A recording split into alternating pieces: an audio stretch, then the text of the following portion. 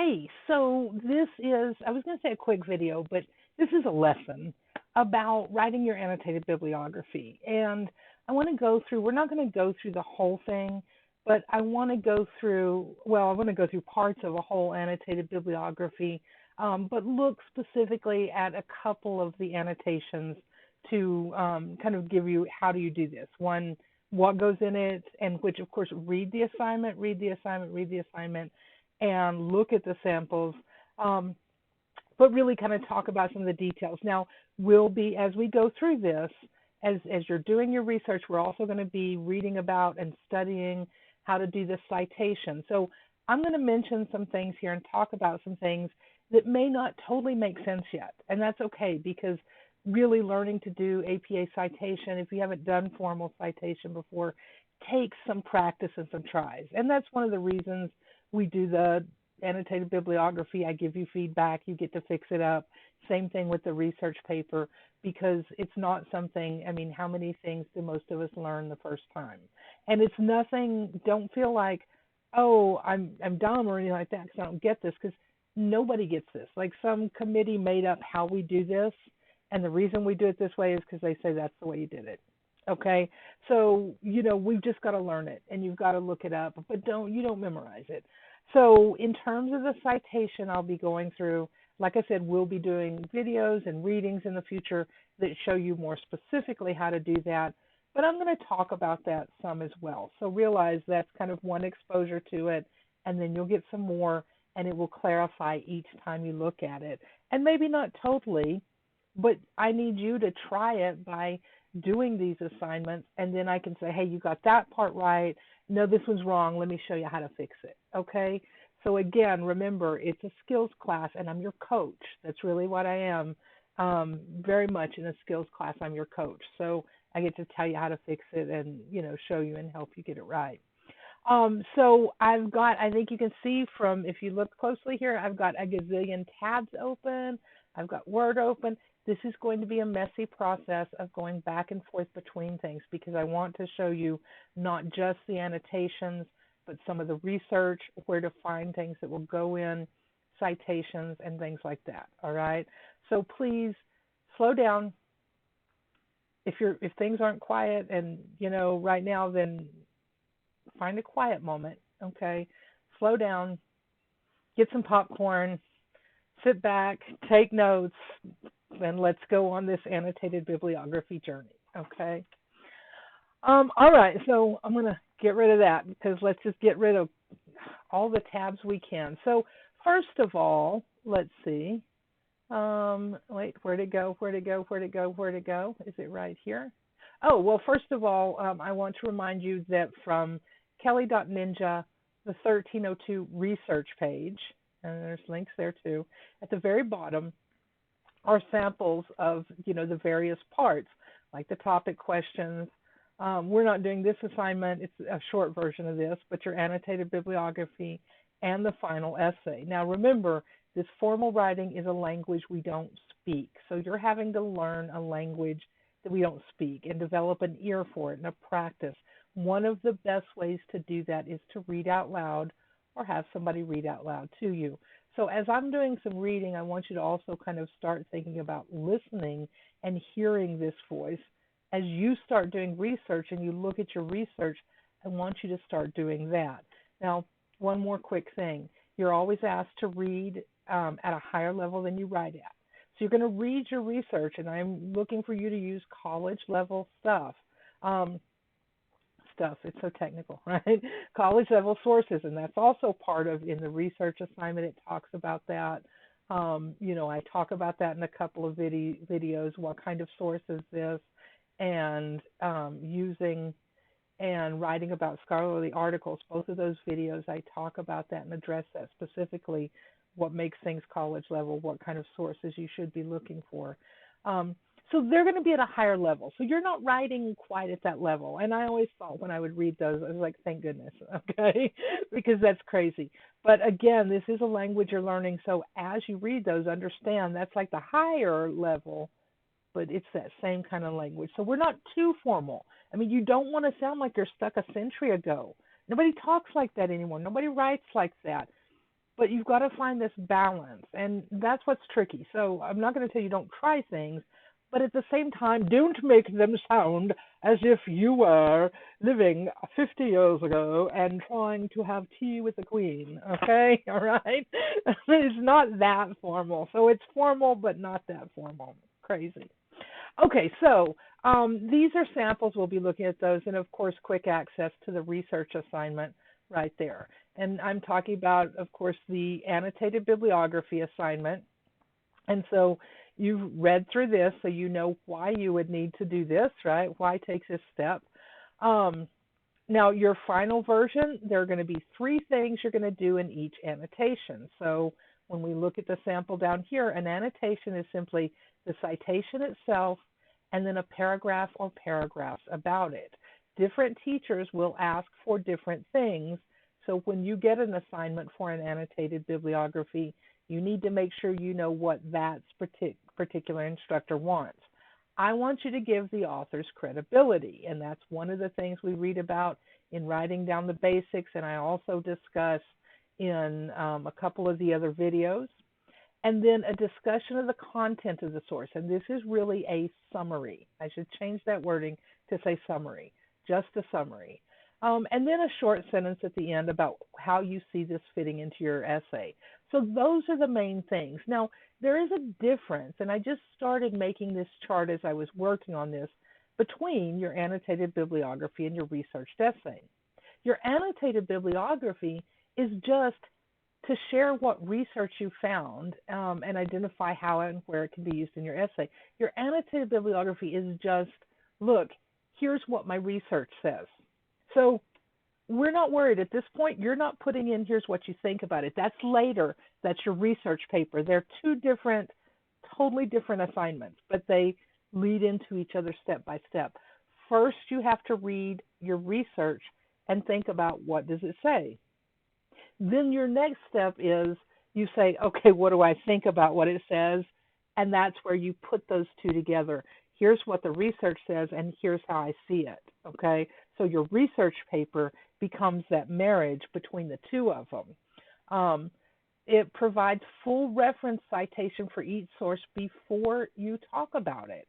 So as in the sample there, where we look at that, it has the citation, and then after that, in the sample that we'll look at here too, you can see it has, like, this is a citation, and this is a big old annotation, okay? Here's another one. Here's another citation, and there's annotation. Here we go. Citation. Wait, not there. Right there. Rest of that's annotation. So you can see all this is really a big, huge list of, here are my sources. Here's that formal citation of how you find it all, and let me tell you what it says. So in this case, you're going to have credibility. Why is this author a good source? And again, that goes back to not only the assignment where I talk about that, but also the couple of videos I listed in writing down the basics. Here's what it says, and here's where I'll use it. So that's 300 words at least. The one we'll look at, she goes much longer. The more detailed you can be about, hey, here's what this source says, the more you've written out words and the better you're going to understand it. And so you have more kind of done thinking about it. So when you transition into saying, here's what I think about this, 1, you can use some of those words from your annotated bibliography, and 2, you'll just have thought more about it, what it says and what you think about it both. Okay, so, that's going to give what the article says. Your paper is going to have what you think. In this case, in the annotated bibliography, it's going to be okay to end paragraphs with a quote because we're doing this summary and not the response part. In your research paper, we're going to want to avoid ending paragraphs with a quote because you're supposed to be explaining the quote or that research you're giving, whether it's a quote or a paraphrase. You want to make sure you say, so here's what this shows, what it means, how does it connect to your main point? But annotated bibliography, hey, we're just telling people, here's what this says. This may allow for personal pronouns in the section where you say, here's where I'll use it. generally in your research paper, no, I, me, my, you, your. Some teachers are okay with we, us, our, I am, and we'll also read about how do you get rid of these. Okay, so for right now, that's just kind of my general start on what are the major differences. So let's take a look at one and sources as we go along. When you look at the bottom here, you'll see the one I'm going to go through is the Annotated Bibliography, Social Media and a Divided Society. It's at the bottom of the research page on kelli.ninja. So let me open this up and let's take a look at it. Let me scoot it all the way over here at the end because that way we know. Okay, so this is the new APA format, and again, this is APA 7, so this just came out, just dropped, not even a year ago. So this is what it'll look like overall, and you're going to have, again, like I showed you, citation, big paragraph. This is Angela, and Angela. She goes a little further. She gives more in most of her annotations than she has to have. She has 517 words here. So she's kind of topping it off. But again, the more you can have, the more you'll have thought it through. This one is 361. So let's just dig in. Okay, let's take a look. She's got the citation. Okay. I mean, she's got the setup, the format, right? Okay. So the first thing you're going to do is you're going to cite. Now, when you list these, notice this is G. The next one we come to is, G-U, Lewinsky, L-O, Orlansky. These are alphabetical order, okay? So as you can type them in and then, up, down, whatever, put them in alphabetical order. But the first thing you're going to do is you're going to cite, and so you're going to have to figure out what it is. So this one and most of these, almost all of these, Angela found on using the library search page. So when you go to any page of the college, you can go to the menu and under resources and services, libraries, and it will bring you to this page. And remember, I actually used Blackboard to talk to some librarians today about whether or not we were ever going to be able to check out books again. But scroll down there and there's that. And don't be afraid to talk to the librarians. I mean, they're really great and they're totally helpful. It will make a huge difference. Whether you're looking for sources, if you find that you're like, I can't find something, I want to find this kind of part or something about this kind of perspective, talk to a librarian. I mean, they'll be like, even if you're like, I'm sorry, I got to go, they'll be like, let me get your email, and they'll sit there and find stuff for you. Okay, I'm not saying all the time, and they won't do all your work for you. If you're having trouble citing because you're not sure what a source is or a certain part of it, you can go to them. I mean, that's their job to know how to find sources, and citing is all about, hey, if you're reading this article and you want to read and find these other sources that I used in my research, here, this gives you everything you need to know to find it. So they know that stuff. So make use of that, definitely.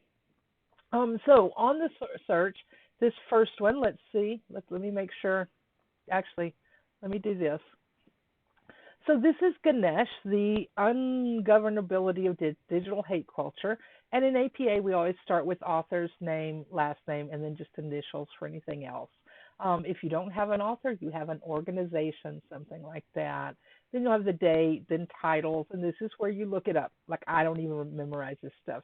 Make sure if things are supposed to be in italics, they're in italics, that kind of stuff. One of the things I definitely use a lot is, and let me pull this one out also, is my writing down the basics. So this is writing down the basics, and there's links to it, of course, throughout the course and then in our readings. And the easiest way is go to APA format and documentation through the bookmarks. We have in-text citation and the references page. And this has most of what you'll need, magazines and journal articles. That's where really, actually most of what you should use is that. You have to have at least 3 journal articles. So you would use these. Take time when this is assigned to read it through slowly and carefully. Out loud is best. that will help you remember it, that kind of thing.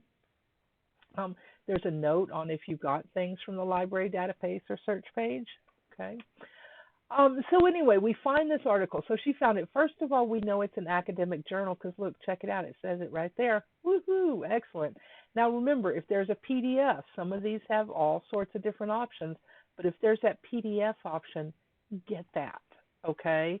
Now, if you want to save this, all you've got to do is click on the download arrow, and then you can, save it wherever you want to put it. I have tons of articles that students have used in my temporary file that I created because I clean it out now and then, okay? And when we look at this, this is a PDF. So if we had the magazine in our hand and we opened to page 30, we wouldn't see these little squares. That's from the proofing galleys. But it would pretty much look exactly like this. So we can cite this exactly as print, and that's what Angela's done. Notice there's nothing after the page numbers, what pages it's on, that kind of thing. So she gives the citation. She skips a little space. It makes it nice and neat. And when she does that citation, she has done it, formatted it in that hanging indent. And so make sure that you're using that. And I discussed that in the format video and in writing down the basics too. And then this is just indented with these, whoops, there we go. See, it's unindented, and now I'm going to indent it. And then for your paragraphs, make sure and put in an extra tab there, okay? I think this is one we do want to go through. Okay, we'll go through this one, at least part of it. So she's going to start with credibility. Now, your credibility is you say, okay, who is this and why are they qualified? So when we look over here at Ganesh, first of all, Ganesh, okay, we don't have anything here, right? But when you look, you'll have to look around. Sometimes it's at the top, sometimes the bottom. And again, I cover this in a couple of different times, but that's me saying it again, right? And when your teacher says it over and over, Bharat Ganesh is a researcher at Oxford Internet Institute working on data science and local government and Volpox projects. So Oxford Internet Institute, that's Oxford University. It's pretty fancy-pantsy, okay? And then he's doing that. He's working on data science in local government and these other, which we can look these up. You can always highlight, right-click, search. We could find out what these are, okay? European Union Framework Program of Funded Academic Research. Well, okay. It sounds like this person's got some funding behind him, that kind of thing. So we're just going to use, you just can use a line from that. Don't necessarily, I mean, a researcher at the Oxford Internet Institute, I wouldn't call that plagiarism because how else do you state that? And so there's a fine line, right? I mean, like those are exact words, but if you're going to say that my teacher, Kelly Wood, has her master's in composition and rhetoric, and you read that on my website somewhere, how else would you say that? You know, there are some things that aren't necessarily plagiarism because that's just the way, there's like no other way to phrase it, okay? If we start stealing that whole paragraph and just put it down there without quote marks to show those are somebody else's words, then that's problematic, okay? But when you're talking about somebody works somewhere, they have these awards, you don't necessarily have to do the quote marks around that, you know, for, you know, little phrases here and there that's the way you say it, okay? All right, studies hate speech and extremism in the United States and Europe while focusing on the relationship between technology, media, and society. So really what Angela did here was she has, here's the specifics, and she summed up that paragraph, okay? Now, here, she starts out and says, Ganesh's study reveals. This 2018 is the year it was published, okay? APA says, boom, after we give somebody's name, at least the first time in a paragraph, we put in to the year it was done, okay? If there was no year, it would be N.D. for no date. I don't know, but you still show we don't know, okay? But whenever you're reading to yourself to get the feel for the wording, just skip over that, okay? Just make sure you write it in there. Ganesh's study reveals social media has played an increasingly important role in domestic and international politics. there's a quote. Now, where is this from? We missed this one. Okay. Um, One of the things we have to give, and I'm doing Control F for find, and I just pasted it in here. I put Control V, and look, that's on page 30. Okay. One of the things we have to do when you give a quote is you've got to give the page number or the paragraph number or the video timestamp. We'll look at all those. So one of the questions is, oh my gosh, Kelly, 300 words for each one. How the heck do I do that? Well, the first thing is one or two sentences at the beginning, no more than that. Really, you should have one, okay? Are going to include that credibility. So, that's some words, makes it longer. That's also going to go in your paper the first time you mention a source. You want to say, here's why they're credible. So you've already got some stuff that's going to go in your paper. And the other way is by using quotes. Now, one of the first things you want to say, whether you quote it or put it in your own words, is what's the main point? And so when you read your article and you sit down to do these, think, okay, what's the overall main point? If there's like one sentence that sums it up well and you want to use it, quote it, put that page number, whatever that location is after that, okay? And then the rest of it is just going to be summarizing and kind of here's what he says and using some quotes here and there. So let's take a look at that. Oh, I got to get rid of myself here. Here we go. Let me go back to the Word document. All right. Okay, so social media has played an increasingly important role in domestic and international politics. And then notice we end the quote, we have the P, page 30, and then the period. One of the main reasons social media has played an increasingly important role is that anyone can participate and express their views or knowledge. This, Ganesh points out, has been taken to a new limit with the internet where anyone can, do this, that, where anyone can, anywhere, anytime can have opinion on anything. And many of the users of social media are only too eager to respond to the equally deracinated opinions of other anonymous amateurs who post their views from nowhere. And yes, I did have to actually look that up and listen to the pronunciation for it, okay? And then she's got the page number, right? But again, you can see one of the main reasons, this is summary.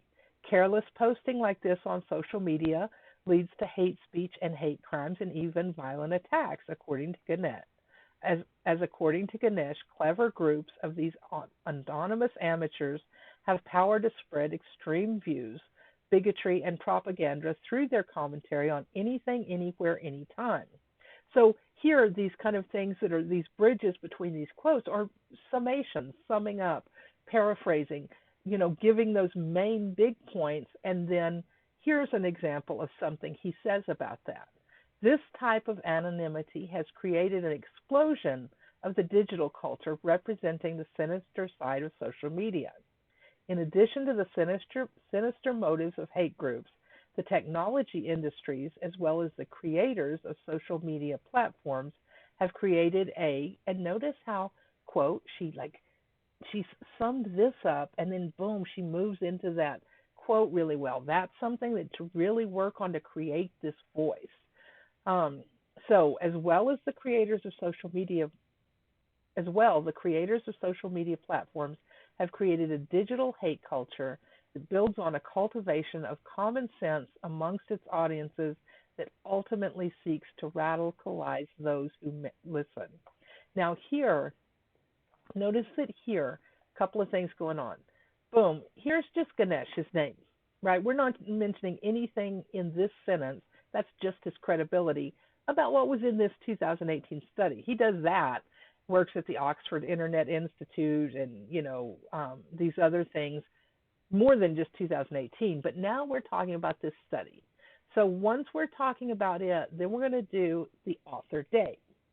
Now, you're going to do that every single time. If you put the author's name in, boom, put that date in right after it. Remind people, hey, it was written then, okay? Except, here's your exception when you don't have to do that over and over. If you're in the same paragraph and you just mention the author and it's in your sentence, you can skip that. If you need it in the parentheses at the end where you have the location, if you don't give author, date, location, author, date at the first in your sentence. So you're going to have to put author, date, location, all of it at the end. Then you got to say it, okay? It's never wrong to do it every time.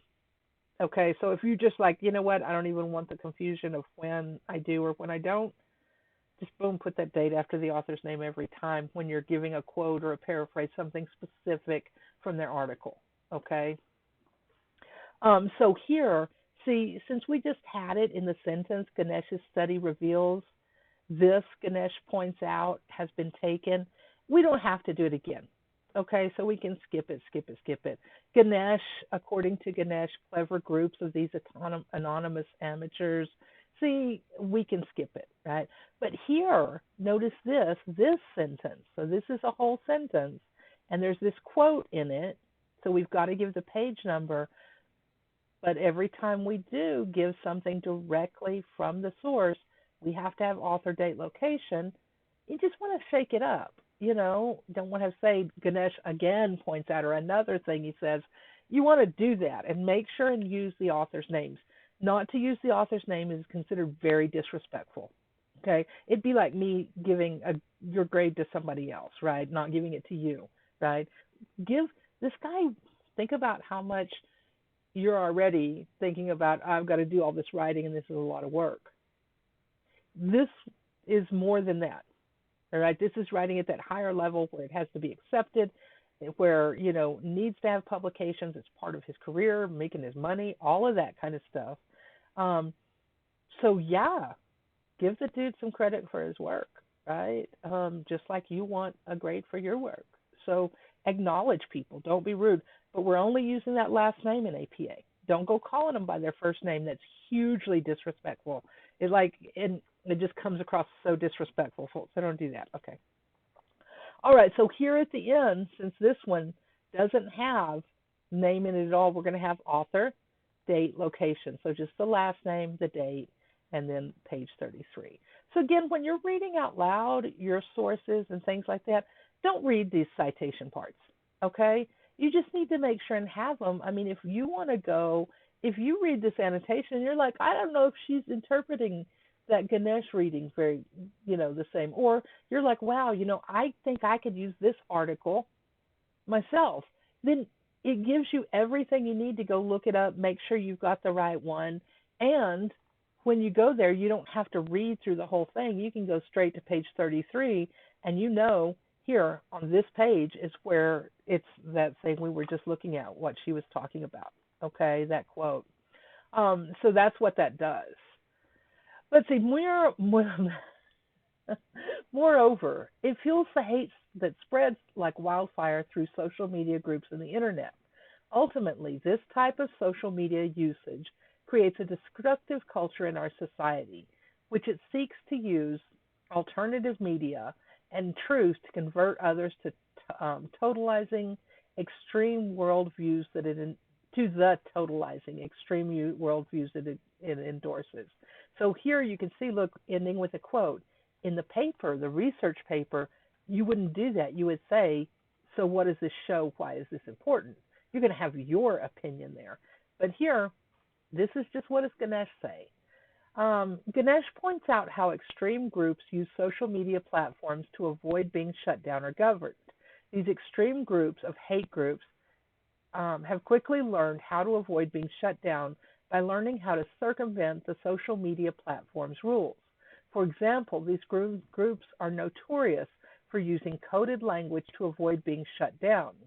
Since the coded language is not easily recognizable by a user, their terms are not immediately recognizable as extreme or hateful without understanding the context, an area in which social media platforms and governments are struggling to keep up.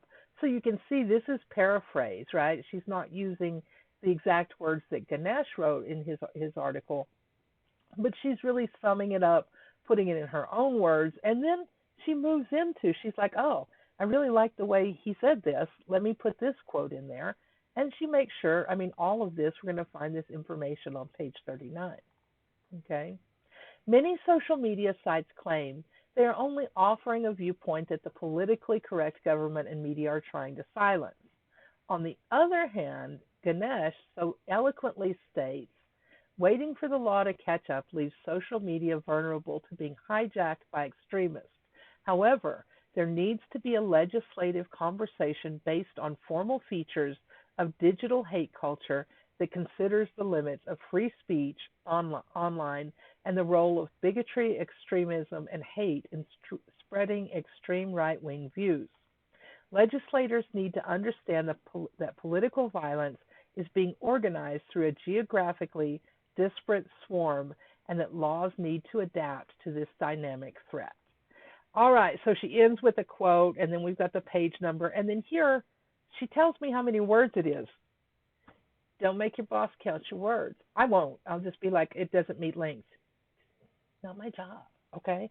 So, all right, so let me show you real quick. Let me go back there. So how do you count words? Highlight, and then boom, down here it says like I highlighted 116 of 3,000 words here, okay? So you're going to highlight the whole thing. I'm just not going to scroll all the way up there again. The whole annotation, okay? Now, why does she have this scooted over? She has this scooted over because just this quote, look, that's 80 words. It's more than 40 words. If you have 40 words or more, you're not going to put it in with your writing like that in your text. Oh, and she put in tabs. All right. Instead, you're going to, let me fix that, okay? Instead, what you're going to do is you're going to enter, and then we're going to scoot it over. Wait, I don't know what's going on there. Okay, got some freaky spaces. Okay, this is why you don't put those tabs in to make this be scooted over. Okay, when this happens, because it will inevitably, right here you can see how. Oh, first of all, you go to View, and you tell it you want to see the ruler. Okay, and if you're using something other than Microsoft Word, just say ask Google or the internet, how do I see the ruler? So notice these little these little triangle things right here. This is formatted with a hanging indent, but I can just scoot it over, and that way they're even. And see, I got that even. Okay. Now the next thing I'm going to do is I'm going to do my indent, so the little arrow over. Okay. And that's what you do. Notice there's no quote marks here. There's no quote marks here because that scooting it over shows it's a quote.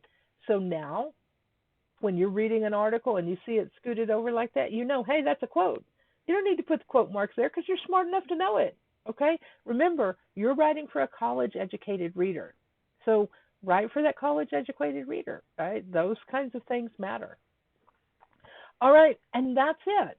So you can see how what she did was she just really, this is not a summary of, this is not one sentence. One sentence is not a summary. That's like what the topic is, right? 2 sentences, even a paragraph, an abstract. That's what the topic is. This is a full summary where we wouldn't have to read let's see how many pages that Ganesh article is. Get rid of myself here. 21 pages, right? So it's a summary of 21 pages worth of stuff, right?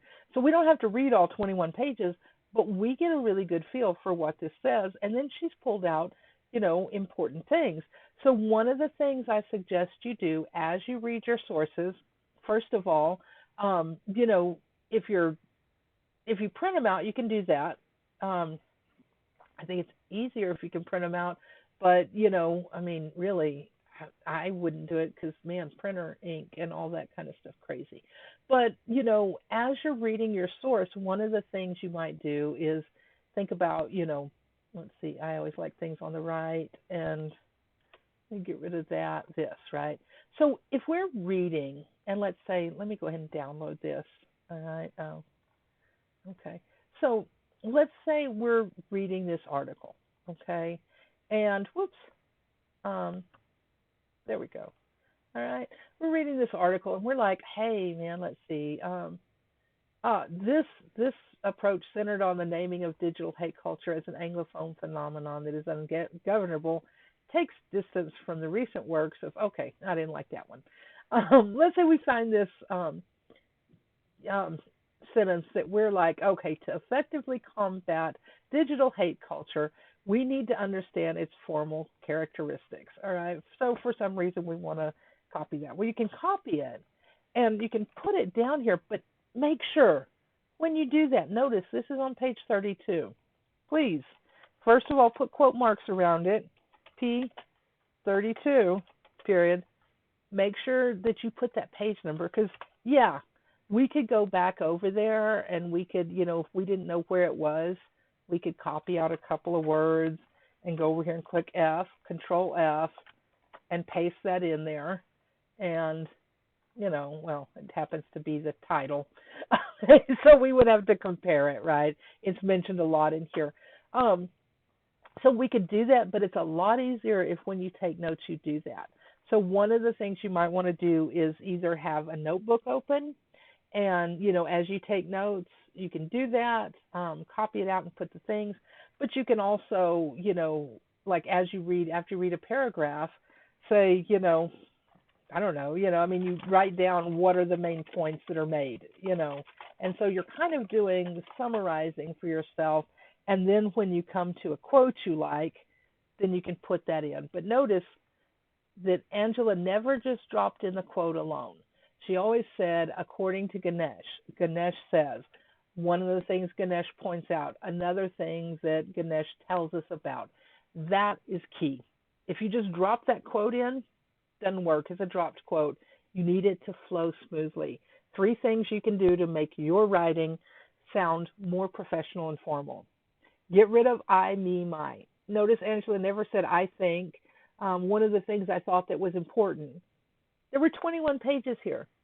She didn't tell us everything. We know that's what she thought was important. You write the summary for this, I write it.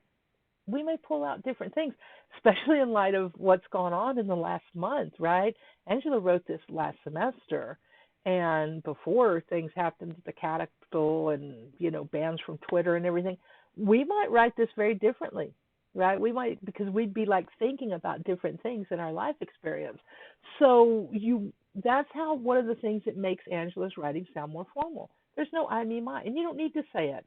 If you have quotes or you said according to Ganesh or other things, even if you're paraphrasing, it should always be clear that it's that person. That's why you got to have that. And that's the second thing that makes it sound more formal is using that attribution. The words that say these are somebody else's idea. So if you use that, you get rid of the I, me, my, and then you integrate those quotes smoothly with your own sentences. Those 3 things will make you sound smarter than you are. And I already know you're a smart cookie because you're still listening to me. All right. Okay, so there's one example with Angela's, there's one example with one. I want to look at here's another one. So again, a citation. Now with this one, and I do have some links in some places, we have multiple authors, and that's one of the times where you're really going to want to go to the Purdue OWL. And on the Purdue OWL, the link I gave you in the, okay, that's something I'm going to want to definitely put in the description to this. I'll put this in the description of this video, okay? But the link in your syllabus is to the sitemap. And remember how good that is? And we could put Control F, APA, okay? We want the 7th edition, all right? And what we're looking for is not in-text citations, but references list, okay? And author and authors. And remember, when you look at that, you treat a single author one way. You create 2 authors another way. So we're going to have that and, okay? We're going to have the and versus and. When we're writing it in our paper, if we say according to Soto and John, we're going to write the word out, okay? But this is just for the references page. Now, 3 to 20 authors, here's what you would do, okay? So here's how many you list and things like that. More than 20, what do you do, okay? If it's a group or organization author, like here's Merriam-Webster, if we had EPCC or Purdue OWL, we would have just that. We don't reverse that or anything. So remember that there are different rules for that. Now, that's the references at the end. How do we cite that?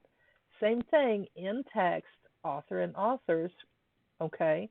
If we've just got one, look, we have author, date. Oh, Wagner and Petty, there's in our sentence, research by them, date, okay? If we have a work by three or more, then what we do is we use this abbreviation, and it's et al. And it's Latin for, let's see if they say, I just say and everybody else. It's something like that, okay? It's like everybody else, those other people.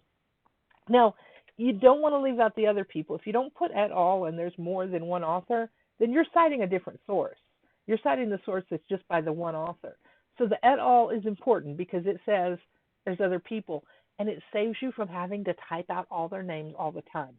Okay, so we love the shortcut. When you're writing, you want to think about it as they. And so let's take a look. It'll make more sense. Okay, but take time to read through these slowly and carefully. Okay, so let's look at this sample. This is, we've got Guan Dunstrom and we and Munn. Okay, so there are 5 authors there. So whenever Andrea looked on the page where it talked about for the references citation, then boom, it said you got that many, you got to write them out. Okay, and so she's done that. And then we have the date and the title. Here's the journal. Here's all the other information. Okay, now with all these people, do we have to give all their credibility? I said really no more than 1 to 2 sentences. Okay. The study conducted by Guan and a team of colleagues from the Department of Psychological Medicine and the Faculty of Medicine at the University of Malay defined cyberbullying and the difference between traditional bullying and online bullying. So there she said, look, here's where they all work, right?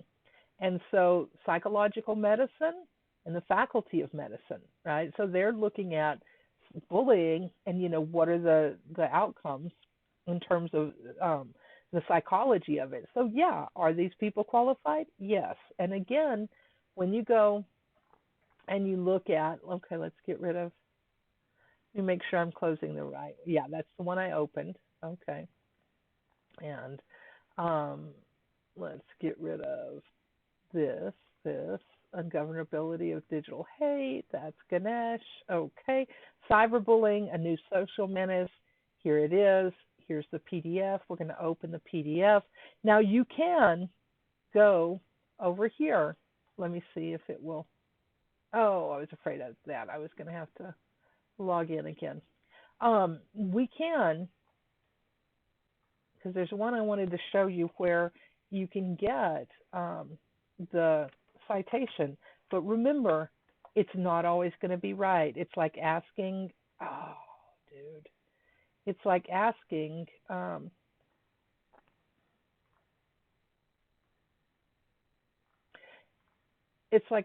somebody to do your work for you, right? You've got to decide if you trust them or not. And it's not going to do it anyway. I'll show you later. But you can get it to give you the citation. Just remember, you need to double check it. Okay? Oh, here's one place that it will. But remember, you need to double check it because it's not always right. But anyway, we know this is from this journal. We have all the information here. Now here, notice there's single asterisk, single, double, triple. And so single, all of these people are from here. All of these are from here, that kind of thing. So there's, boom, there's where they work. And so qualified experts, we say, okay, we'll go with that, right? All right, so in that one sentence, she summed up where they work at, okay?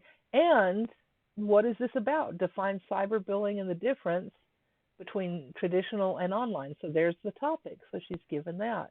So all at once, she's got that. And then she goes on and says, although the concept of traditional bullying is the same for cyberbullying, both are meant to cause harm or threat to the victim. The method used is where the clear difference lies. The differences may seem subtle to an observer. However, as mentioned in this study, although both cyberbullying and traditional bullying brings harm and threats towards the victims, cyberbullying allows the bully to hide behind a screen and conducts the bullying without being easily identified, which allows anonymity. And here, notice we have Guan et al., so that's and everybody else. So there's authors, date, and that was on page 105. So when we go back here and we look here, when we went to, see there's numbers, page numbers, right? 105, we're going to find that quote in here somewhere, okay? But notice all the time she says, like the authors also mention. So she's not leaving out the other people, because just think of it this way. If you did a group project, I had you do a group project, and I only gave one person the grade, and it wasn't you, wouldn't you be kind of ticked off? Yeah, because everybody should get the credit, right?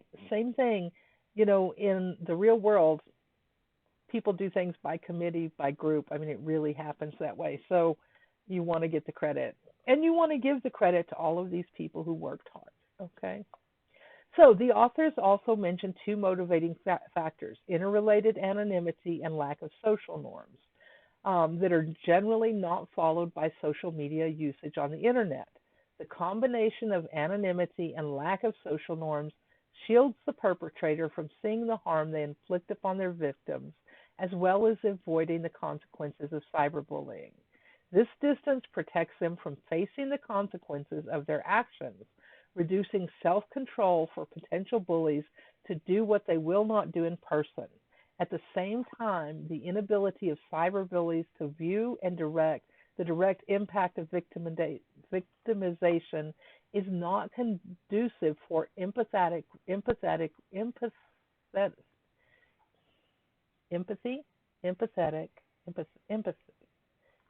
response and or remorse. I'm so sorry.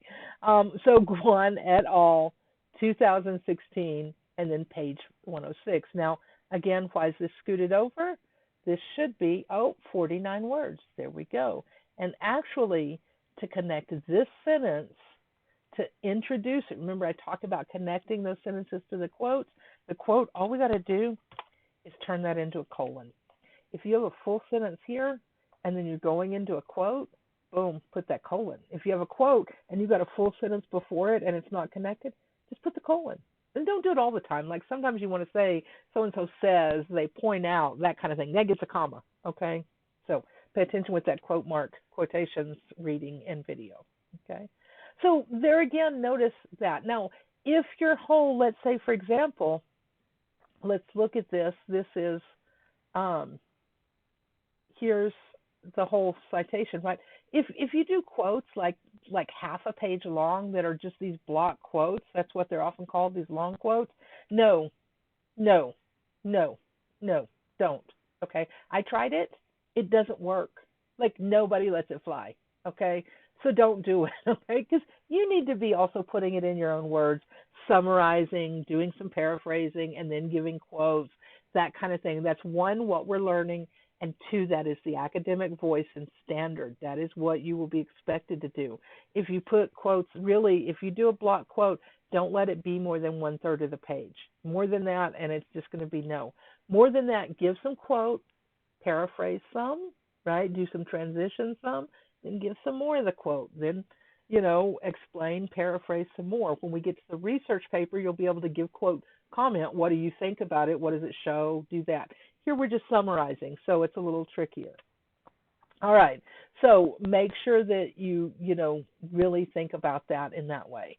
And so you can see it's the same thing, right? The study conducted by Guan et al. Shows. There was another place I wanted to show you. Also, cyberbullying has a multitude of effects on the victim, say Guan et al. And look, here's a colon there, because it's going, we could put a period there, that's the end of a sentence, but we're using it to introduce the quote, okay? When you're not sure in terms of your verbs and things, make sure you could substitute they, them, that kind of thing to make sure it's moving smoothly into your sentence. So Guan et al. Point out, they point out.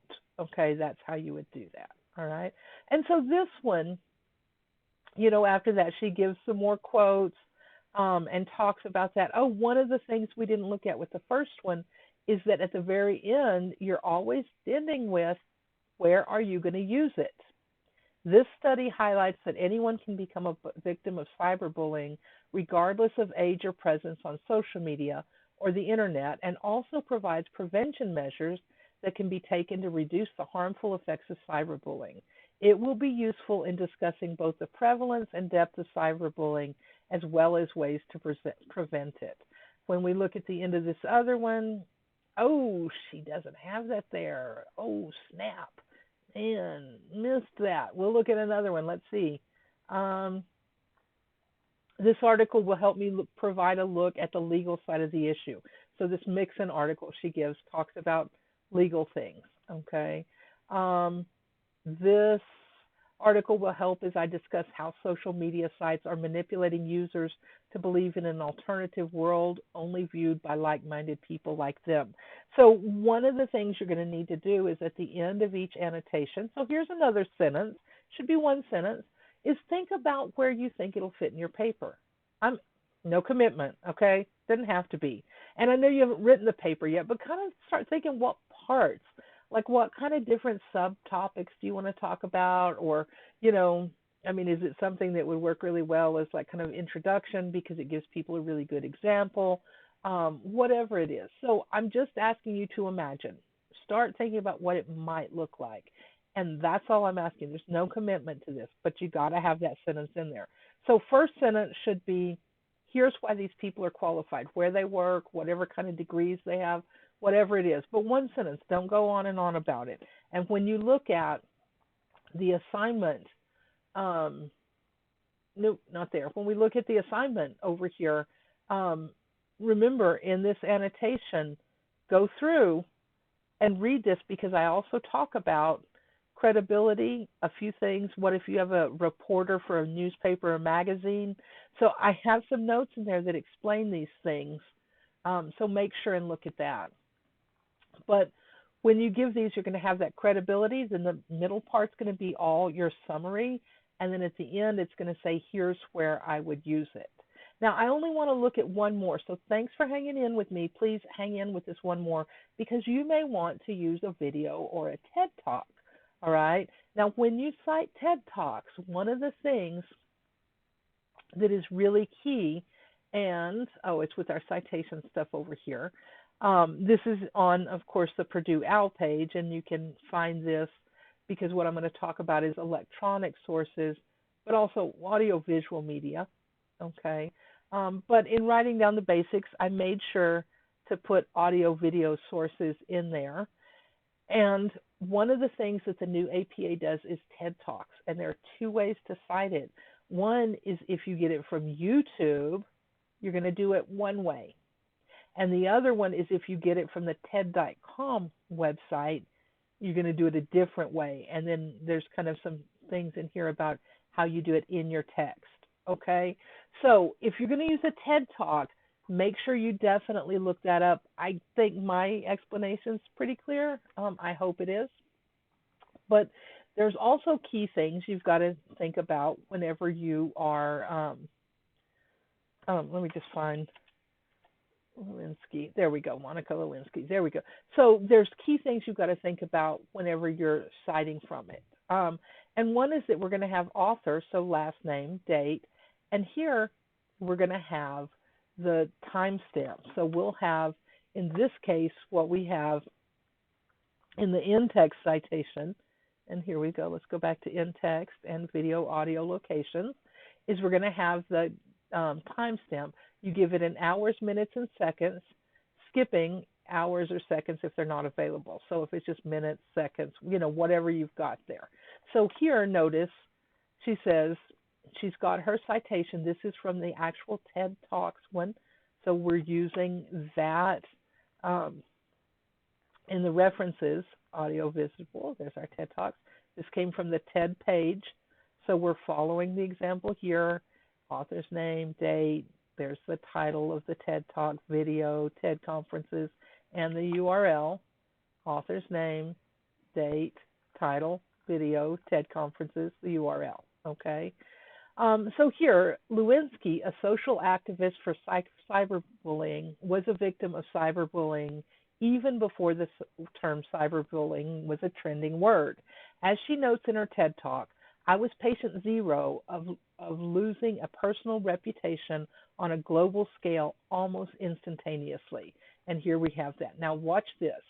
On the TED Talk page, one of the things you can find is I just clicked on transcript, and then boom, that's going to give us the transcript.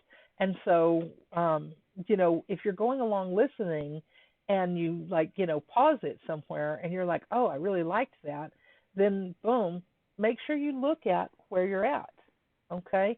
If you're on YouTube, so if you are going to watch this crash course video about fact checking, right, then one, you can click here and open the transcript, these three dots on the right under the video. One is it makes it really nice, and the same thing with the TED Talk. If you were, say, we want to, quote this, and crash course, the narrator says, boom, boom, boom, and we want to quote that.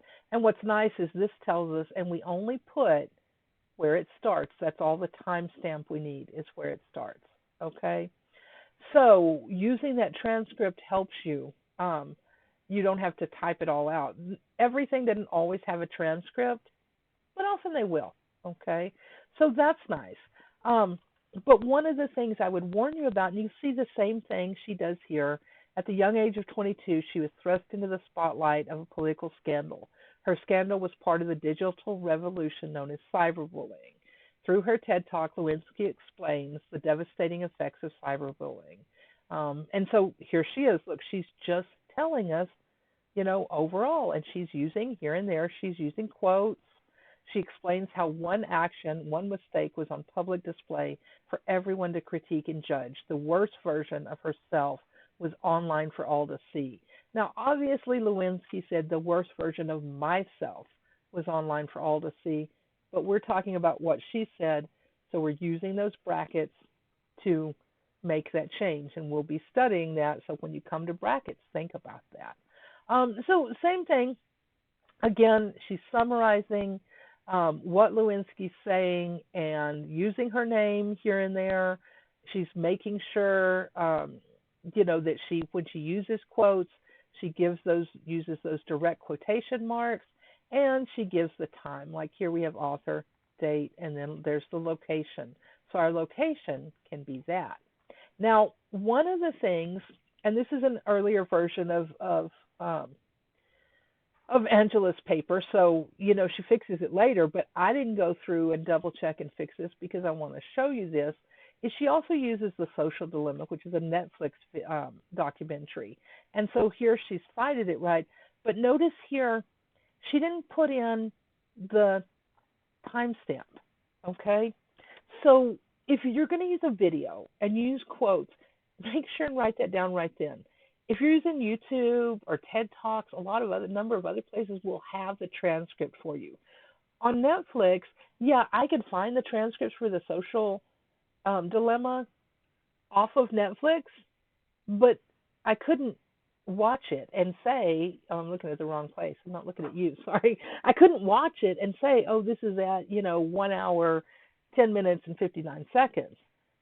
Because I would have to go back and rewatch The Social Dilemma myself and listen for all these quotes.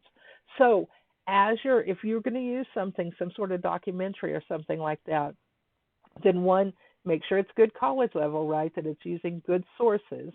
If you're not sure, then send me a link or send me, description, all that, so that I can say yes or no, okay? But make sure when you make those notes that you write down, pause it, and look at what the time is on it, okay? And all you have to put is the beginning of, whenever they're saying that, okay? Which you're probably going to want to pause it to write down and then, listen some more. But make sure you write down that timestamp, because going back and doing that, it's one thing to press Control F with an article and just search for keywords, right? It's another thing to be able to do it where we have YouTube or TED Talks, we have the transcript. But on a documentary where, yeah, you can put on the captions so you can write down the words correctly, but to actually have to go back and rewatch the whole thing to find one timestamp citation or two, talk about pain in the butt. Okay, so make sure and do that. Anyway, so I wanted to show you that she's using that. I'm not going to read through any more of this. What I would like you to notice is that, oh, here we go, the source will be useful throughout my essay, but especially when talking about how persuasive the pool of social media is. So like kind of overall, you notice in some places she talked about I could use it here and there, so you're not just using a source in one place. But what I want you to see is that you'll do that citation. And so again, you're doing to the best of your ability, because once you write it down, I can say, yeah, you got that part right, that part, that part. Oh, wait, no, remember we do this part this way, look that up, ask me questions, okay? So I'm teaching you, let me coach you. I can't do it if you don't at least try it. And it may feel awkward and weird, but that's the way doing new things feels, awkward and weird, okay? That's it. It's okay. You'll get better at it. All right. Let's see, and see here we have another long quote. So again, just more, what does this say? What does this say? Here's another long quote. You know, that's not too many, but you don't want, I mean, if you have long quotes for pages and pages, I'm going to say, dude, I can look up the article and read it myself. Okay? The point is for you to summarize it, you know, have taken it in to put it in your own words, but also pull out key quotes, things that you're like, wow, this is really important. This is something that they said in a really good way, and yeah, let me put this there. Like, I think I want that in my paper because I want those words in there, okay? So you can think about it that way. Think about it as just kind of gathering the ingredients for your paper. You're not writing what you think yet. This Rosenberg one, you want to read through this, is a newspaper article. So he's a writer for a newspaper service. So you can look at that. Make sure you look at that sample, what I say in the gloss, the annotation there on the sample. And then here's some more, you know, again, more articles. And then that's it. You know, once you're done, you're done.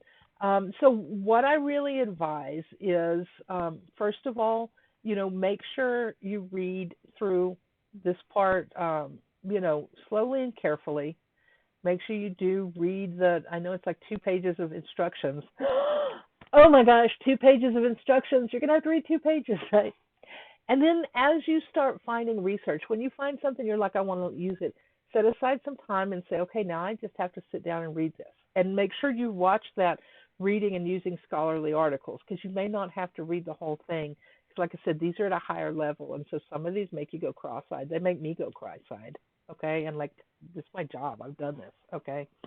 So, you know, sit down and you want to read it. And one of the things I did in college a lot was I would read and I would write P1 for paragraph 1, and I'd read that paragraph, and if I didn't get it, I read it out loud, and that would help, slowly and clearly out loud. Stop at the periods, little pauses at the commas. You have to look words up. That's what college is about, man, learning new vocabulary. And then I would read it, and I'd say, okay, here's what this paragraph says. Not what I thought about it. No. If I wanted to do that, I'd do like a chart where I'd say, here's what it says, and here's what I think about it, right? So I'd put a line. But that way, like some of these things I read that really were hard, like I'd read it, and I was like, I don't even get it, right?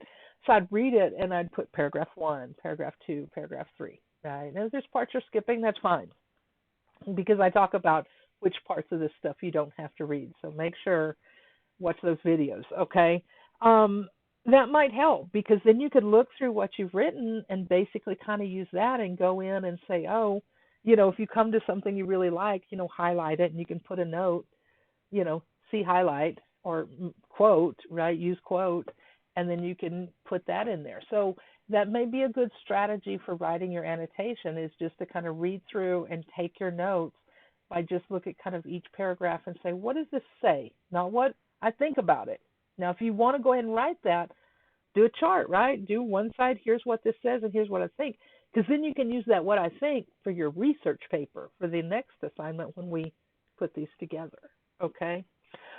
I know this has been a long video. If you're still watching, thank you. It's a lesson. You were in class. Thank you for coming to class tonight, today, whatever it is for you. I am. It's 7:43. That means this video really is long. So I'm going to start this uploading so that sometime in the next 24 hours it may finish on my slow internet connection.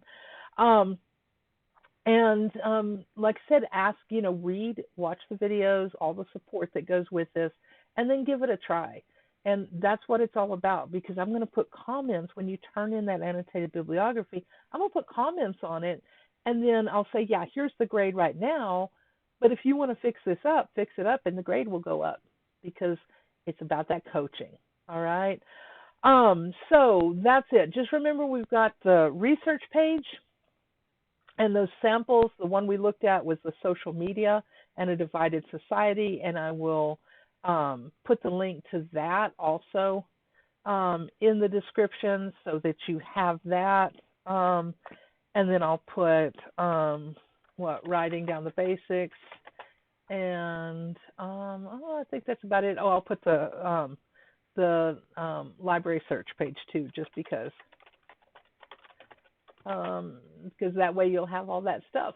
Okay, so I guess that's all I got tonight. Thank you very much, and happy researching, and have a good one.